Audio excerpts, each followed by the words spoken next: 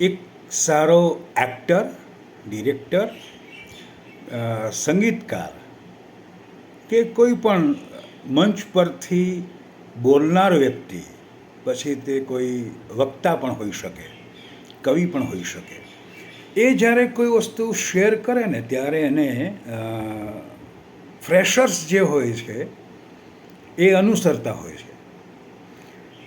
આજકાલ એક મેસેજ ફરે છે. મેસેજ એવો છે કે ગુજરાતી ભાષાની અંદર કેટલું વૈજ્ઞાનિક રીતે દર્શાવવામાં આવ્યું છે, વૈજ્ઞાનિક રીતે, કે જે આપણું વોઇસ કલ્ચર છે, ખાસ કરીને હોંઠથી બોલાતા શબ્દો હોય, દંતવ્ય હોય, તાલવ્ય હોય, મૂર્ધન્ય હોય કે પછી કંઠ્ય હોય. હવે એમાં એક મૂર્ધન્ય અને મૂર્ધવ્ય આ બેમાં કન્ફ્યુઝન છે. અમને જ્યારે કોલેજમાં હતા ત્યારે કે આને મૂર્ધવ્ય કહેવાય છે અને આને મૂર્ધન્ય કહેવાય છે. હવે કોઈ વિશેષ વ્યક્તિનું જ્યારે આપણે માન સન્માનથી એને એમણે કંઈ સમાજ માટે, સમજ માટે કંઈ પણ પ્રાપ્ત કર્યું હોય તો એને એ સન્માનથી બોલાવીએ છીએ. પણ એ બધું તો અધ્યાહાર છે. એની અંદરનું જે છે એ મુખ્ય આહાર છે. તો મુખ્ય આહારમાં એવું છે કે મોટો વ્યક્તિ કહેવાતો એ જ્યારે એ વસ્તુને ફોરવર્ડ કરે છે તો મને એવું થાય કે શું એ પોતે જે મૂકી રહ્યા છે એને વાગોળતા હશે? હવે જે વર્ણો છે ક ખ ગ ઘ પ ફ બ ભ આ બધા, કે હોંઠથી બોલાય તો શું બોલાય છે કે પ ફ બ ભ મ.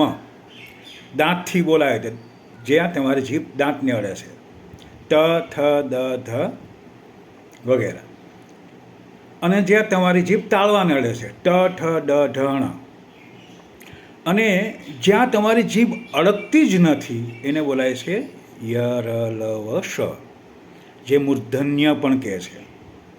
અને બીજું છે કંઠ્ય ક ખ ગ ઘ વગેરે.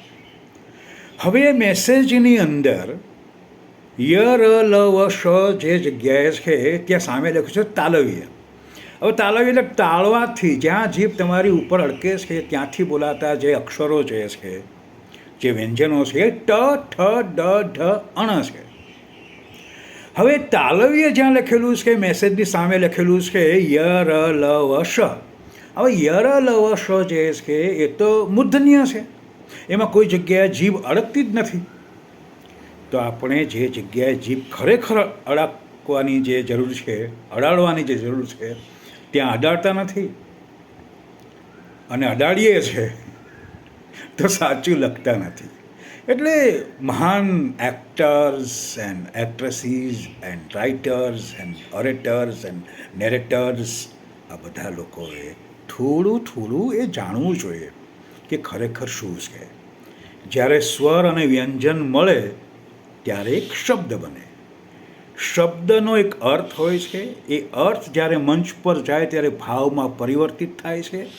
એ ભાવમાં જ્યારે પરિવર્તિત થાય છે ત્યારે એમાંથી રસની નિષ્પત્તિ થાય છે, બહાર આવે છે.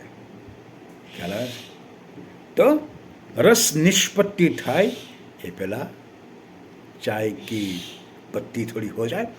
કહેવાનો મતલબ એ છે કે ભણીએ, ગણીએ અને પછી એને માણીએ તો મજા આવશે. આમાં શું થાય છે કે તમે જે આગળ મૂકશો એટલે પેલો તો વાહ, અદ્ભુત, ક્યા વાત હે, માય ગોડ, પછી એ જ્યારે મંચ પર જાય છે પછી બધું જ કરે ઓડ.